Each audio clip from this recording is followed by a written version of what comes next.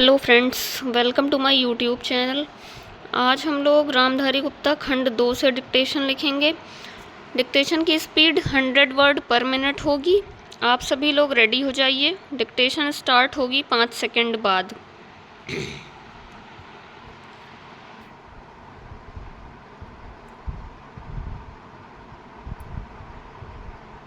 महोदय, आधारभूत, युक्तिपरक, व्यावहारिक और अनुकूलित अनुसंधान निरंतर और अबाध गति से चलने चाहिए। नीतिगत प्रश्नों को सुलझाने के लिए अधिक अनुसंधान प्रयासों की आवश्यकता होगी, क्योंकि अंततः इन्हीं के आधार पर उत्पादन प्रणालियों को अपेक्षित स्थायित्व मिल पाएगा। प्रथम पंक्ति में आने के लिए भारतीय कृषि अनुसंधान को श्रेष्ठता के केंद्रों और कृषि तथा संबंधित क्षेत्रों में अंतर्राष्ट्रीय केंद्रों के साथ औपचारिक और अनौपचारिक बंधनों को मजबूत बनाना होगा। बदलते परिवेश में किसी भी तंत्र की दक्षता और प्रभावशीलता परखने के मानदंड भी मात्रात्मक से गुणात्मकता की ओर परिवर्तित हो रहे हैं। अंतिम विश्लेषण में हम यही पाते हैं कि किसी भी वैज्ञानिक संगठन की सामर्थ्य अब भौतिक साधनों से नहीं आंकी जाएगी, बल्कि उसके निष्पादन पर आधारित होगी। कृषि अनुसंधान में प्रभाव मूल्यांकन अभी तक अनुसंधान में किए गए निवेश और नई तकनीकों के प्रसार और अंगीकरण के आर्थिक लाभों को लेकर ही मुख्यतया आंके गए हैं। प्रभाव मूल्यांकन से यह पता चलता है कि कृषि अनुसंधान के अंतिम सुफल प्राप्त करने में आर्थिक नीतियों और प्रौद्योगिकी की परस्पर क्रिया का प्रभाव पड़ा। जिस समय अनुसंधान नियोजित किया जा रहा है या प्रायोजना क्रियान्वित की जा रही है, उसी समय मूल्यांकन कर लिया जाए तो नीति निर्माताओं को अनुसंधान की भावी दिशाएं खोजने में सहायता मिलती है। अतः इस बात की तीव्र आवश्यकता है कि राष्ट्रीय कृषि अनुसंधान प्रणाली में उसकी क्षमताओं को आंकने के लिए आंतरिक समीक्षा का कार्यक्रम चलाया जाए, ताकि प्रभाव मूल्यांकन को अंतर्निहित व्यवस्था मजबूत बने। इस तरह के अभ्यासों से अनुसंधान कार्यक्रमों में व्याप्त रिक्तियों की पहचान होगी और कार्यक्रम की कमजोरियों को दूर करके जहां जरूरी है वहां काट छांट या मजबूत बनाने का निर्णय लिया जा सकेगा। इसके साथ ही उपलब्धियों और बाधाओं का सही विवेचन करने तथा खेतों तक पहुंचाने के लिए तैयार तकनीकों को पहचानने में मदद मिलेगी।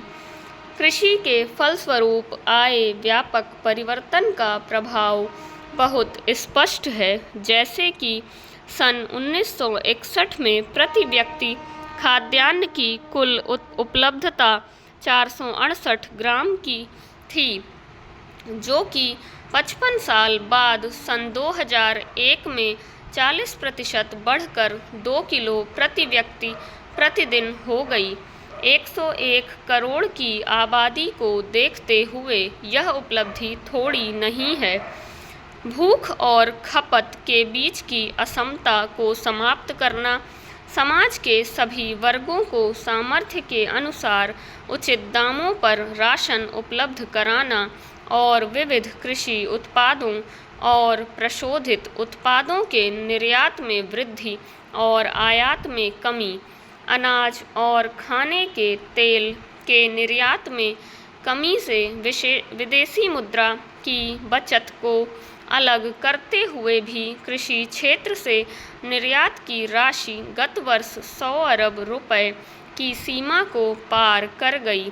इन उपलब्धियों के बावजूद और मांग में वृद्धि को देखते हुए कृषि उत्पादन की ओर से आपूर्ति में भी वृद्धि का वही स्तर बनाए रखते हुए भी हम अपनी भावी आवश्यकताओं को ध्यान में रखते हुए किसी भी तरह की ढील नहीं दे सकते।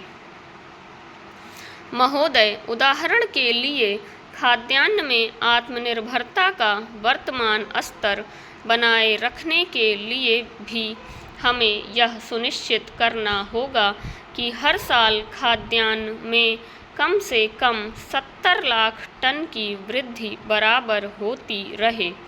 वर्तमान में अनेक प्रकार की बाधाओं को देखते हुए यह स्वाभाविक ही है कि हम अपने भीतर झांककर इस प्रश्न का उत्तर खोजें कि क्या अगले 2 दशकों में उत्पादन वृद्धि की वर्तमान दर को बनाए रखने और इसी रफ्तार से बढ़ाए रखने की संभावनाएं उपलब्ध हैं अथवा नहीं। इसके साथ ही हमें इस बात पर भी विचार करना होगा कि हमारे अनुसंधान का आधार क्या इतना मजबूत है कि इन भावी चुनौतियों का टिकाऊ आधार पर सामना कर सकें। भारत सरकार की नई कृषि नीति को देखें तो उसमें यह लक्ष्य रखा गया है कि ग्रामीण भारत में खाद्य और पोषण सुरक्षा बराबर बनी रहे, आमदनी बढ़ाने और रोजगार के अवसर बढ़ते रहें। इस दृष्टि से टिकाऊ कृषि और ग्रामीण विकास के लिए अल्पकालिक और दीर्घकालिक ऋण नीतियाँ कुछ इस प्रकार की होनी चाहिए। खाद्य उत्पादन में पौध प्रारूप को सुधार कर विकसित की गई गेहूं और धान की अधिक उपजशील किस्मों और मक्का, ज्वार तथा बाजरा में संकर ओज का उपयोग करके ही विशाल प्रगति की गई, लेकिन अब भी इन फसलों की उन्नत किस्मों की आनुवंशिक संभावनाओं का पूरा इस्तेमाल नहीं किया गया, नहीं तो किसानों के खेतों पर और प्रयोगशालाओं के खेतों पर उपज के स्तर में इतना भारी फर्क देखने को नहीं मिलता। उदाहरण के लिए मध्यम अवधि वाले बौने धान की किस्में 6 टन प्रति हेक्टर तक पैदावार दे सकते हैं, जबकि सिंचित क्षेत्रों में इन किस्मों की औसत उपज 3 टन प्रति हेक्टर भी नहीं है। इससे साफ पता चलता है कि बौने धान की उपज संभावना का केवल 40 से 50% इस्तेमाल किया गया। यही बात गेहूं और ज्वार और बाजरा पर भी लागू होती है। यदि उपज को अस्थिर बनाने वाले कारकों को पहचान कर उनका सुधार कर दिया जाए तो इस समय उपलब्ध किस्मों का ही उपयोग करके अगले वर्षों में 2.5 करोड़ से 3 करोड़ टन अतिरिक्त खाद्यान्न पैदा किया जा सकता है। जहाँ तक बाधाओं की बात है, जैविक और अजैविक दबाव 30 से 35% तक उपज तबाह कर देते हैं। यदि किस्मों और संकरों में बाधा का वांछित स्तर दिया जाए और समेकित कीट प्रबंधन की तकनीकें अपनाई जाएं, तो यह हानि काफ़ी हद तक कम की जा सकती है। पोषक तत्वों के असंतुलित और कम मात्रा में उपयोग करने, अनुचित किस्मों को चुनने और घटिया बीज के कारण भी उपज की बहुत हानि होती है, जिसे कम किया जा सकता है। इस तरह उपज का अधिकतम स्तर प्राप्त किया जा सकता है। हाल ही के वर्षों में जहां नई तकनीकें नहीं पहुंची हैं, वहां उनका प्रसार करके आशातीत सफलताएं मिली हैं। उदाहरण के लिए पूर्वी राज्यों में बोरो यानी बसंत के मौसम में धान के क्षेत्र में विस्तार हुआ है।